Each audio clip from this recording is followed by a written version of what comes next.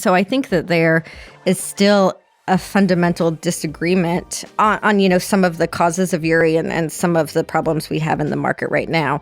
And I would boil that down to, is it something that can be solved with operational fixes? Was it just an operational problem? And I don't say just to diminish it, but was it largely an operational problem? Or was it this greater problem of we simply don't have enough generation online to meet load? Hello, everybody, and welcome back to Transmission. Today's episode is with Caitlin Smith, Vice President of Policy and Corporate Communications at Jupiter Power. The conversation covers policy in ERCOT, how decisions are made, and what it means for battery energy storage. If you're enjoying the podcast, please hit subscribe so you never miss an episode. And with that, let's jump in.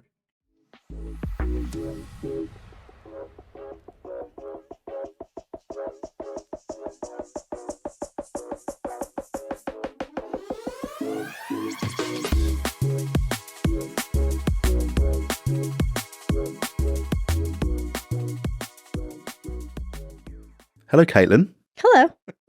Welcome to the podcast. Thanks for having me. We've been pretty excited about this one. So thanks for driving all the way, actually being driven the way from Houston. In an electric car. So Caitlin, if you're listening to this, so Caitlin joins us from Jupiter Power. In a minute, I'm going to ask you, Caitlin, a bit about your background and a bit about Jupiter Power. But in a nutshell, Jupiter Power is the biggest owner of storage in ERCOT in Texas. Many gigawatts of things all over the place. Caitlin is an expert, or beyond an expert, in ERCOT policy and is heavily involved in lots of the mechanics of how decisions get made. And so we thought we'd get Caitlin on and ask her for some of the ins and outs about policy in ERCOT. What are some of the hot potatoes? And we're going to dive into some of them in detail. But Caitlin, first, do you want to just talk about who you are and what you did before Jupiter Power? Sure. So thanks for that great intro. I think that is, if I can claim that to be correct, I will. I've been working, as you said, in ERCOT, kind of stakeholder policy and market design, maybe about 11 years. I started in this area with what's called the market monitor to ERCOT. The joke I make a lot is before URI, it used to take me kind of 10 minutes to explain what the market monitor was and what ERCOT was and what the function was. And I think now, since URI, a lot of people in Texas know. So that's an advisory role on market design, as well as kind of looking for and investigating potential market manipulation in ERCOT. I did that for a couple of years. And since then, I've been in kind of various stakeholder roles, a lot of representing generation in kind of ERCOT market design and policy. During URI, I was working in a consulting role.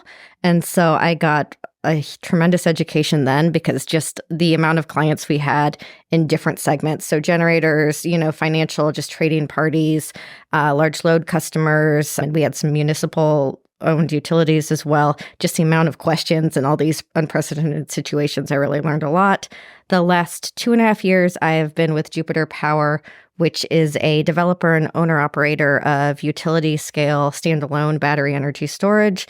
As you said, if not the largest, one of the largest fleets in ERCOT, 775 megawatt hours in operations, another 200 megawatt hours in construction in ERCOT. So that's over a gig that is online or will be online this year, and then a development pipeline across the country, more in ERCOT, but in other ISOs as well. And I think that development pipeline is about 11 gigs. You've just taken all of my stats. I was going to say some stats about Jupiter Power, but you've just done it all for me. So, sorry. But you guys are big in batteries. To put this into perspective, one of the biggest public listed funds in Europe that owns battery assets is about the same size, kind of a gigawatt-ish under management, and lots more coming. So huge base of assets, lots of things to get right, and lots of assets to go and manage, trade, and be close to the market for. How many people are involved? How big is this company? I think about 90. So Jupiter Power was founded in 2017. That's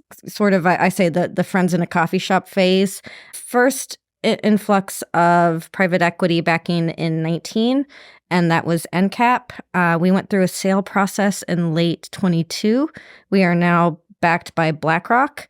So we're kind of in, I would say, phase 3 of the company. And so we've been growing and growing quickly. We have about 90 people. We are very proud of, as you mentioned, that's a lot of energy storage megawatts to kind of own, operate, trade around as a fleet. We think we are kind of one of the first to have a big fleet of storage in ERCOT and be really operating that as optimizing the portfolio and not just one asset. So we are building out our trading team. We have a really great head of trading. So we have a trading team in Houston, some really great settlement folks. Everyone who you think would be in Houston with that background is in Houston. We are headquartered here in Austin, and our CEO and legal and some of our corporate functions are here. And then we have a very large development team, mostly in Chicago.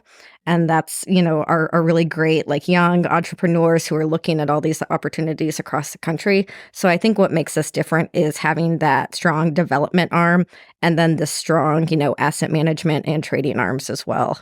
One of the things that strikes me is you've gone down a vertically integrated route. So you do the power trading and optimization in-house. Mm-hmm. And one of the business models that's starting to emerge in ERCOT and California, various places, is the third-party optimizer route. Mm-hmm. How are you guys thinking about that?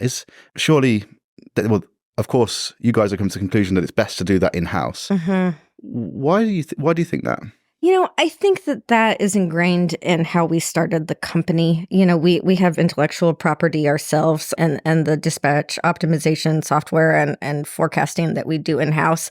And we look at third-party, tools to kind of benchmark. But I think that was part of our business model to start with, right? It was this idea of here's this technology and here's a unique way to dispatch it. I think that all of that is sort of ingrained in the origins of Jupiter. And so coming up to a gigawatt in Texas, mm-hmm. and where else are you guys developing and building assets? I think every market in North America, CAISO and MISO are kind of near term after ERCOT. And then when we're looking, 4 to 6 years out, we do get very heavy into the Northeast, into PJM, New York ISO, and New England as well. And all backed by BlackRock? Yes. Okay. Let's just go then. Go. So in a previous episode, and we discussed it before we went live in quite some detail, we had Brant on to talk about what goes on in the control room at ERCOT. Mm-hmm. That was extremely well received, and we had lots of questions come in from it. And so this time we're going to go down a different angle, which is talking about policy at ERCOT and what our listeners need to know from a energy storage perspective.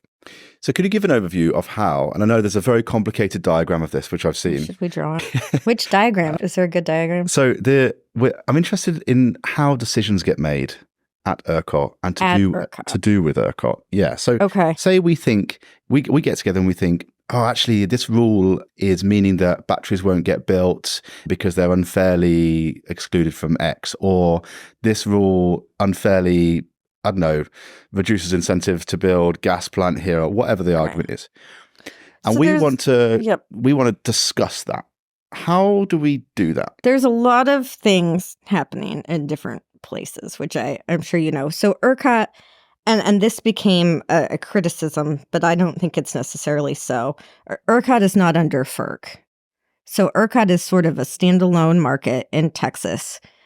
Because it is contained in Texas, it is under state law. So not FERC, which is I'll let you... Federal Energy Regulatory Commission, right? And then because NERC is a corporation, I think, even though it's a nonprofit, it has corporation. So FERC is Federal Energy Regulatory Commission. So ERCOT is not under FERC, but we're self-contained in Texas, so we're under state law. So you have ERCOT, which is quasi-governmental and a nonprofit that is member-based nonprofit. It is under jurisdiction of the Public Utility Commission, which is a state agency in Texas. The commissioners at the Public Utility Commission are appointed by the governor, so they're not elected. They're appointed by the governor. How many of them are there? There are 5. Pre-Uri, there were 3. And now you have 5. The purpose of making it more than 3 is if you only have 3, 2 cannot talk to each other alone, because then you are violating the Open Meetings Act. And because 2 would be a quorum out of 3. So during Uri, 2 could not talk to each other unless they called an open meeting and gave public notice and all of that. So commissioners were not able to speak to each other during that emergency. And so that is why it is now 5 because now 2 can speak to each other because 3 is a quorum. And so the public utility commissioners are appointed by the governor. The Public Utility Commission is under state law. State law is made by the Texas State Legislature, which is bicameral. There's a House and a Senate. And each has a committee that kind of has jurisdiction over the Public Utility Commission. On the House side, it's state affairs. On the Senate side, it is business and commerce. I go into this level of detail just to say the Please, Senate in carry on. Texas is led by the lieutenant governor. And so you have both the governor and the lieutenant governor kind of with some amount of ownership over what happens, which can, you can get some interesting political viewpoints over that, which I think is probably good, right? Because you get sort of everybody to the highest level of state government interested in what's happening at ERCOT. So just to get that clear. Yep. So then there's 5, what words did you describe them? The 5 humans at the top of the... Public utility commissioners? Yeah, commissioners, 5 commissioners. And do they sit right at the top and are they on the board of ERCOT? 2 of them are on 2 the of board them. of ERCOT. Only 2? Only 2. But the board reports to the utility commission. Okay. And I believe... I'd have to check. They might be ex officio members, so not true voting members. Yeah, okay.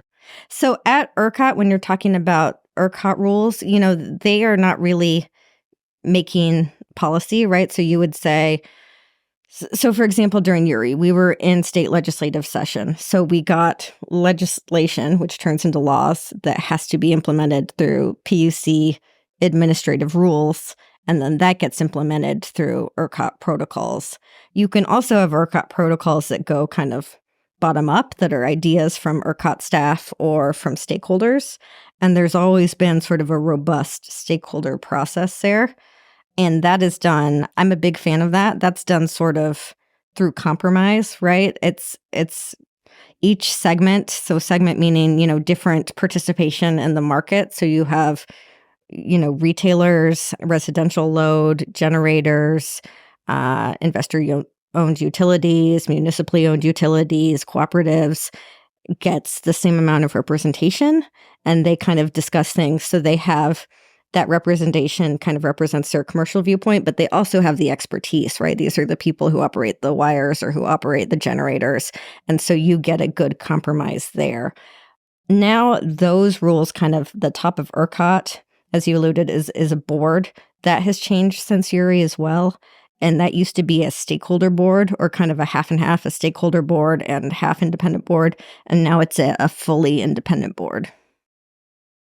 So there's been a lot of change. We need a diagram. Yeah. This podcast. We didn't even go down to the bottom bit, which is, the bottom-up decision-making is the diagram that I've seen, which looks incredibly busy. Is it the working groups? Yeah, the working subcommittees? groups and the subcommittees. It's a lot for one A4 page. But a lot's changed since Uri. Yeah. And so is it finished now? So Uri happened and all the changes happened, and is that it? We do see these cyclical conversations, right? So even if we were to say right now, yes, PCM or no PCM, I don't think anyone imagines that's the end of resource adequacy discussions, right? And I just think the nature of the market, I know you said it was really complicated for being a free market, but it has to be, because you have wind, solar, batteries, all these technology types, all these different load customers. I wasn't, that was, just to be clear, right? I was not a diss. No, I'm not being defensive. dissing ERCOT. I'm just saying this is why you can't rubber stamp it. It's not, I always say it's not set it and forget it, because if you set it and forget it, that is when you would have a catastrophe, because things are going to continue to change. But just come back, you mentioned something there. So we crossed into resource adequacy for a second. You said PCM, and for our listeners, it's probably worth saying what that is. It is a construct that we have come up with since Winter Storm Uri. We sort of went on a journey with resource adequacy, which is kind of the, don't drink when we say it, because you'll be on your, fourth American pint and third British pint. We started with a proposal that was a load serving entity obligation, which was sort of a bilateral capacity market. And what I mean by that is a capacity market as opposed to an energy market is you buy the capacity ahead of time. You kind of pay it to exist, to oversimplify, right? It's not pay for performance, it's pay to exist. So we were looking at this mechanism wherein each load would have to sort of contract for enough capacity to serve its load plus a little bit.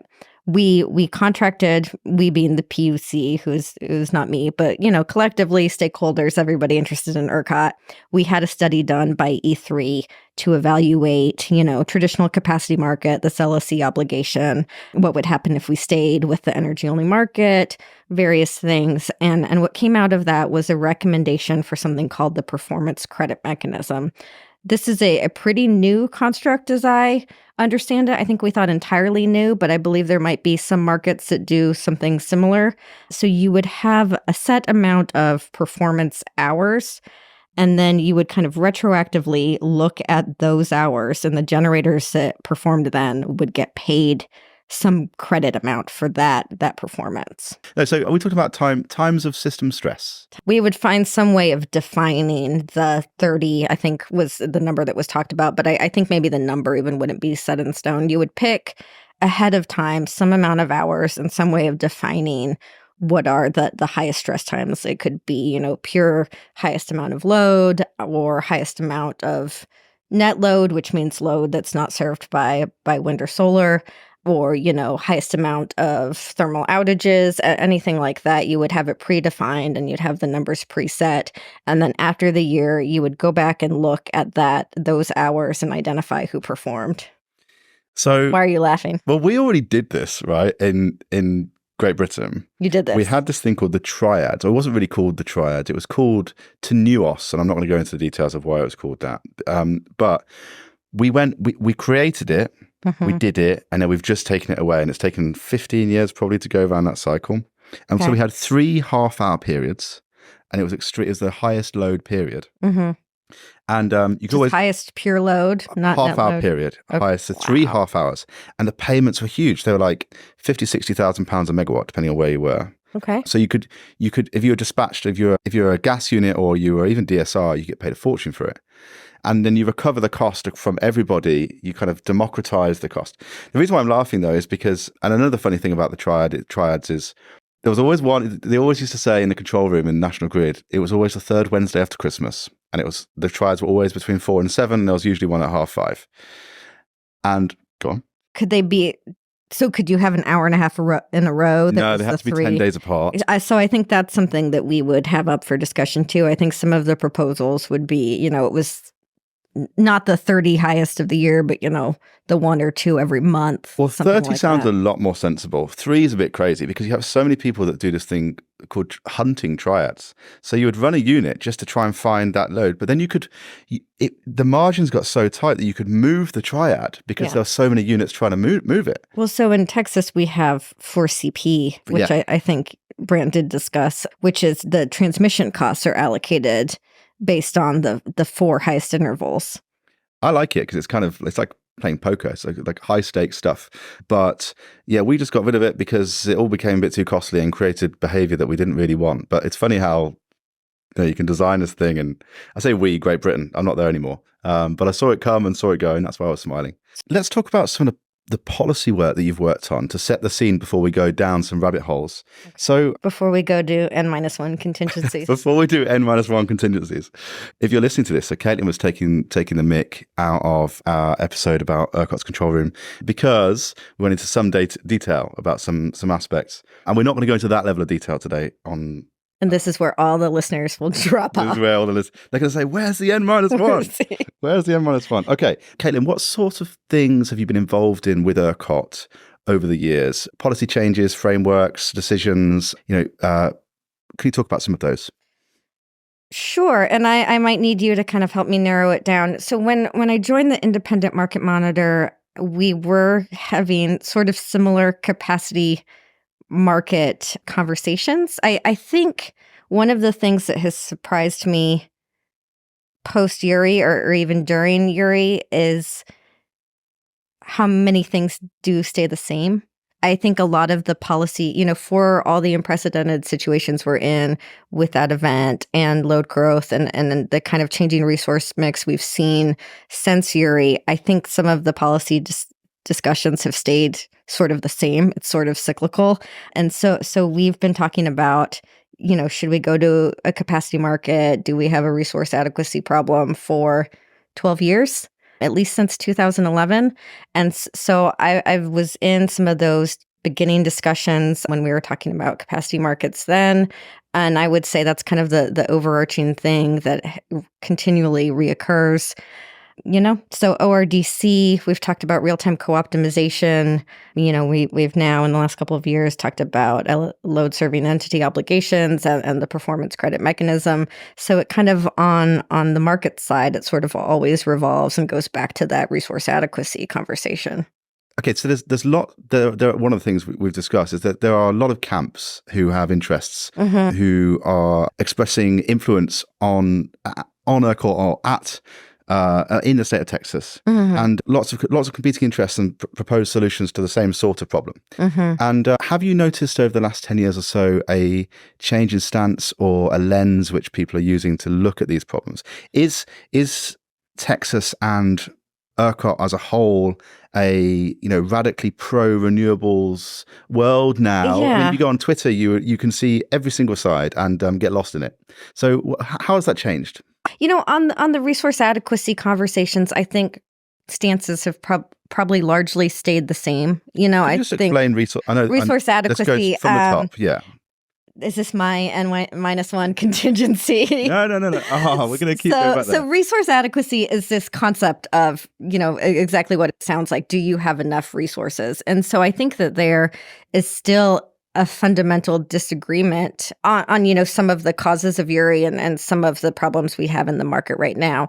And I would boil that down to, is it something that can be solved with operational fixes? Was it just an operational problem? And I don't say just to diminish it, but was it largely an operational problem? Or was it this greater problem of we simply don't have enough generation online to meet load? I personally would say it was more of an operational issue, but we have seen this kind of rebuttal of we don't have enough generation to meet load for a long time. Particularly thermal generation, because that argument is coming from thermal resources who have found that with the influx of renewable resources, they can no longer maybe make the investment case to build as many thermal resources as they did in the past. So there is this concern that maybe we don't have enough thermal resources to meet the needs of customers. And when you say thermal, we're talking about combustion. I think maybe we should say dispatchable. But dispatchable, I would want to put batteries in there. But I think you would be talking about gas, coal, and nuclear, I think, as well, in what you would call traditionally thermal. At least I would be in Texas. Okay, so we've done resource adequacy. But the reason why that was interesting, the reason why that was interesting was I was asking you how have things changed. So yes. So on the whole, if you're going to a dinner party and all aspects and interests that have influence at ERCOT or within ERCOT were there, has the feeling of the dinner party changed over the last 10 years? The menu's the same, probably. But I think the menu's different. The menu's different. Let's do that. Well, the resource mix is different, obviously. And I think the most notable thing, probably even more so, I would say, than the influx of renewables is the change in load characteristics. So it's not just a change in who you have supplying, but now you have a change in who's consuming. I think the majority of what I'm talking about is data centers, but you could potentially have hydrogen, AI. So you have load that is consuming a lot more electricity and also consuming it in a different way, right? A data center doesn't need or use electricity the way you or I do with babies at home or the way a hospital does. It's totally different. Unless it powers Disney Plus, in which case, let's keep that thing on. That's very true. So, they can ramp down quickly because of their technology and, at certain times, right? Because unless it's Disney Plus, they might not need to be online the way, the baby houses or the hospitals need to be online. I would say the biggest thing that has changed is some people's attitudes towards renewables. And I would say the large load customers that you have in Texas, which I think are traditionally, oil and gas supply side guys, I think have really started to be more renewable friendly. And I think you can see that reflected a little bit in policy, but also in just the market, right? You have these in Texas, whether you think maybe it's less of a free market than you expected, as we also discussed, but because it is a market setup, really consumer choice drives what is happening in the market. And I think you've seen that consumer choice of some of these traditionally oil and gas consumers start to be more renewable friendly in the energy they're procuring to kind of serve their businesses. So now let's talk about a hot topic for battery folks, which is, of course, ancillary services, Sure. because batteries take part in a lot of ancillary services. Okay. And there's been quite a lot of change recently in ERCOT. I'm going to put you on the spot here. Could you do a quick whistle-stop tour, like an overview of what's happening with ancillary services in ERCOT? So we've got old ones and new ones. Okay. And hold on, I'm answering your question for you. No, you're telling me about ancillary services in ERCOT. Your answer to the question. Could you just give us a quick overview of ancillary services? Ancillary services. Without talking about N-1s. Okay, yes. So ancillary services, we have a few. We have responsive reserve, we have regulation, non-spin. And so probably in 2014, 2015, we being stakeholders and ERCOT started looking at sort of modernizing the suite of ancillary services, because as you see the grid changing, maybe more possibility for those operational issues, you want a suite of ancillary services that matches that. So ERCOT first had an initiative that was called FAST. It was Future Ancillary Service Task Force, I think. And so that FAST initiative, I believe, was very comprehensive and was accordingly going to be pretty costly to consumers. And so that ultimately failed. We kind of went back and refined that. And so we did this through an MPRR, a revision request to the ERCOT protocols. And we came up with one new ancillary service and then kind of one subset to responsive reserve, the FFR, the fast frequency reserve, and then this new service, ERCOT Contingency Reserve Service. So that was ECRS. That was approved well pre-URI. So I think that got a little bit confused. So that was in the works. And then we had URI and there were some operational problems. And then we were looking post-URI and we were looking at the solar ramp that was happening every day. And so we kind of tried to speed up ECRS and also make it this ramping product. And so we added the ECRS service last June, I believe. There has been a lot of scrutiny around the cost of it, and not just the cost of the service, but when you are kind of holding units out in reserve to be in that service, you are also making the cost of energy go up. And so there's been a lot of scrutiny around that.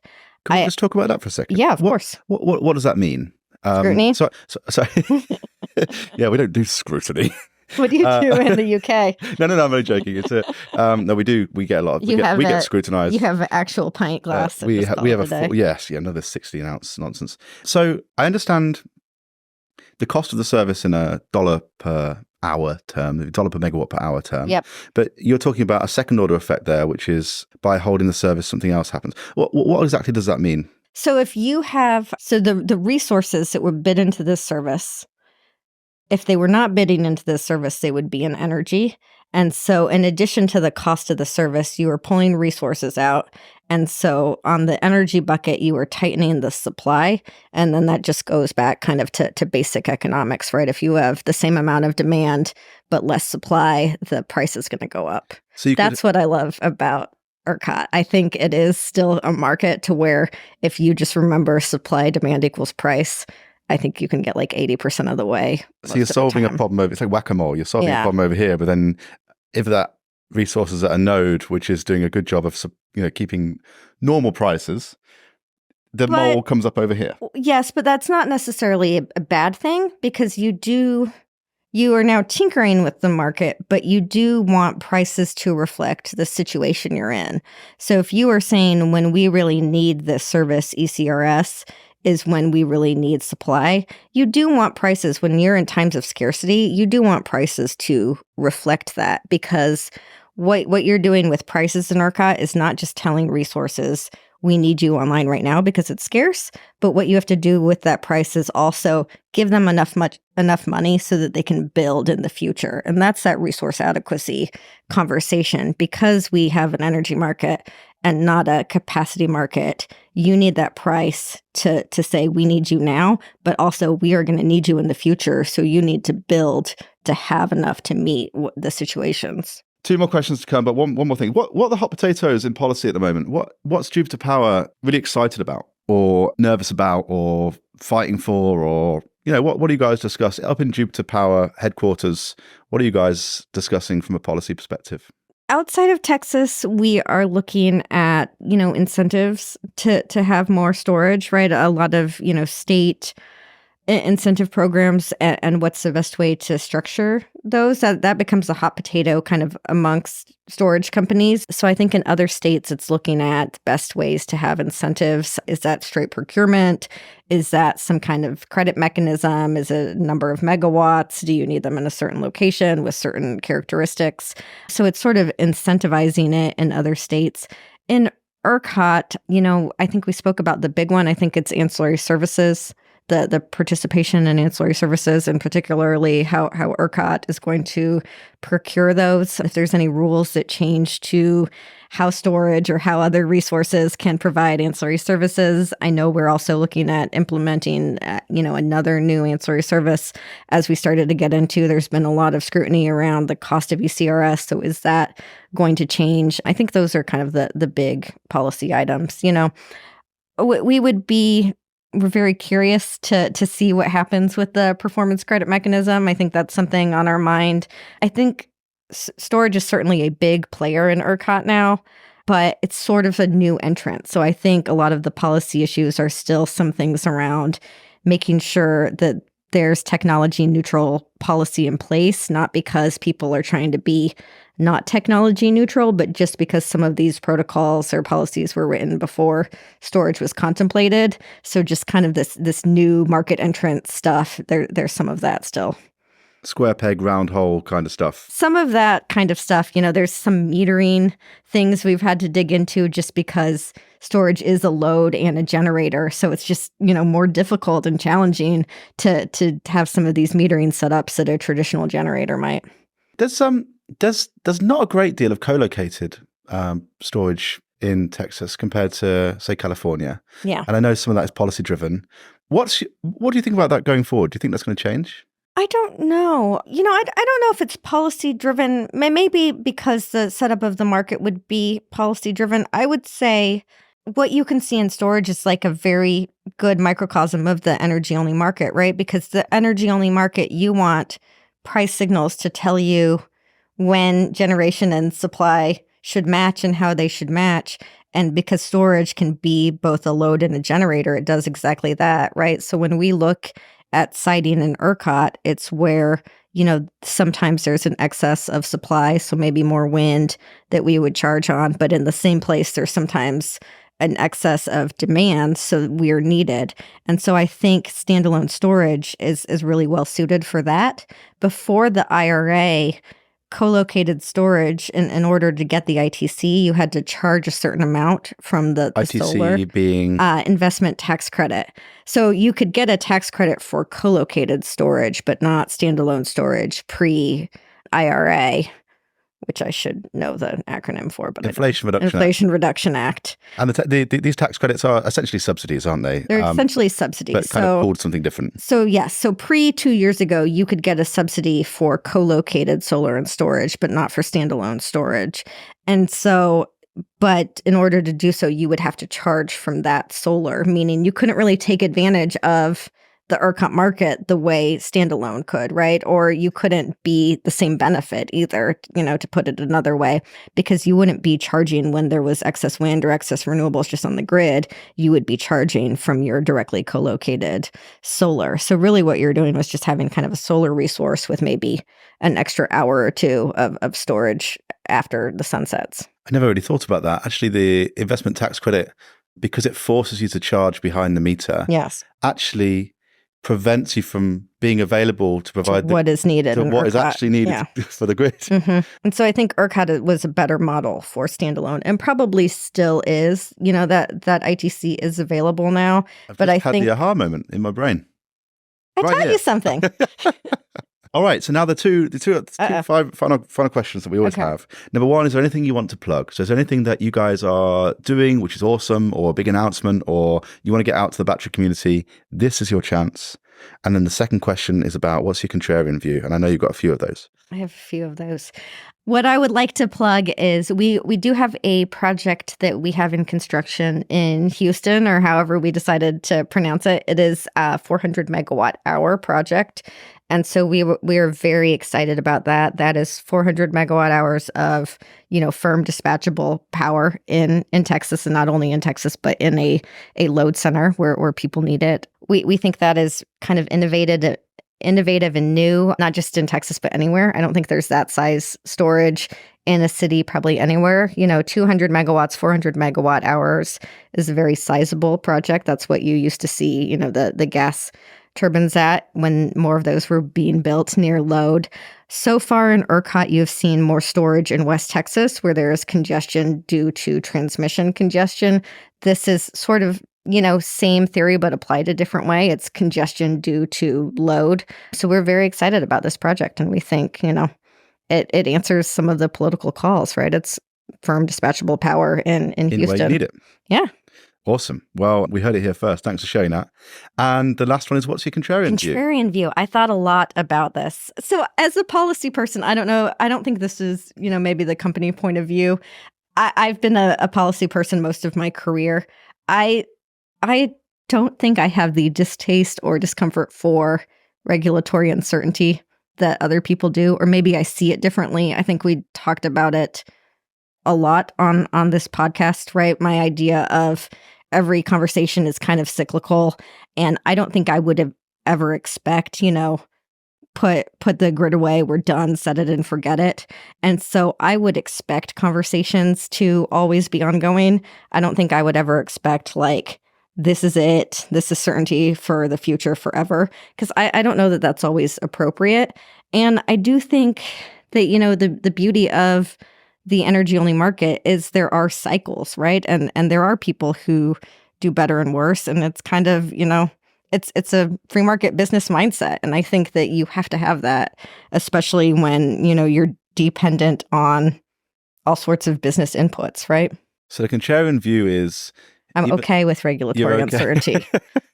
That's not a good contrarian view. how is is it? that your contrarian view? What? That can't be. That's not contrarian for the job you do. I think everybody always wants regulatory certainty. That's like me saying I like software businesses. Any more contrarian views? You told me you thought a lot about this. I did think a lot about this. And that's what you came up with. What's your contrarian view? We're workshopping now. I have lots of contrarian views, but no one ever asked me them on the podcast. Actually, contrary to what you've been saying throughout this whole podcast and every time we've met, one of the contrarian views I've had is I'm a big. Well, I don't know whether this is contrarian or not. I'm still trying to figure it out, and I'm still, as I explained to you before, I'm still trying to figure out all the different camps and all that with ERCOT, because it seems like, as I said to you, if you go on Twitter, ERCOT Twitter is, or energy Twitter can be quite polarizing. It can be. But what I'm finding is real life is way less polarizing. When you go to events or happy hours or whatever, it just feels like everybody's, it's very different to what you think on Twitter. That's not a contrarian view. But my contrarian view is, I think that Bitcoin miners can be a huge value add to the system and to the state. And I think that's quite contrarian, because a lot of battery folks there seems to be like a battery versus Bitcoin mine argument happening. No? You think so? I don't know. I just judged that by I have heard that, but then also your face when I said it. Made it I don't think there's a battery versus I wouldn't say battery specific. not just I think that there has been some skepticism around Bitcoin. I think there's a number of different issues with it that people don't like, right? Or that people have a hard time with. I think for a wires company, it's a new technical challenge, right? For a Bitcoin mine, you just didn't have a customer saying, I want to interconnect I want all the power, 200 all the megawatts, time, right? yeah. And it's not even the amount of power. It's just first the wires infrastructure to interconnect that amount of power even before you're actually consuming it. That just didn't happen before, right? Like your Sam's Club or, when you're talking about your industrials, a few were 100 or 2 megawatts, but some of these Bitcoin mines come and they want to interconnect a gigawatt or 2 gigawatts. And so I think the interconnection infrastructure, I think those folks weren't prepared for it. And then there's a lot of issues with that. When we spoke briefly about 4CP. Mm-hmm. And so if you're a Bitcoin mine and you can fully avoid 4CP, so you can shut down totally during those hours, whereas we discussed, you and me with babies at home can't turn our house off. The hospitals can't turn Disney off. Right. And thus, because they can do so, they're not paying those transmission costs. I think there's a lot of scrutiny around, what they would say is non-native load, right? That load doesn't need to be in the area. So I don't think there's battery specific. But the reason why I said that is because we had an awesome episode with a Bitcoin mine owner on a few weeks ago. Yeah, the reason why I had Jamie. We had Jamie on. Jamie's great. Recently, totally. I mean, they're out in West Texas, which is a little bit different, actually. I think there is a locational element to this. There's a locational element, but I think it could be very complementary to the batteries that are out there, right? I think that could be very complementary. Caitlin, I want to say a massive thank you for coming on the podcast. Anything we talked about, I can't remember. We're going to put some links in the show notes if that's worth doing. Should we do a big diagram? We should, we'll do a diagram. We'll put that in the show notes. And if you want to find out more about Caitlin or Jupiter Power, do check out the links below. And see you next time. Thank you, Caitlin. All right. Thank you.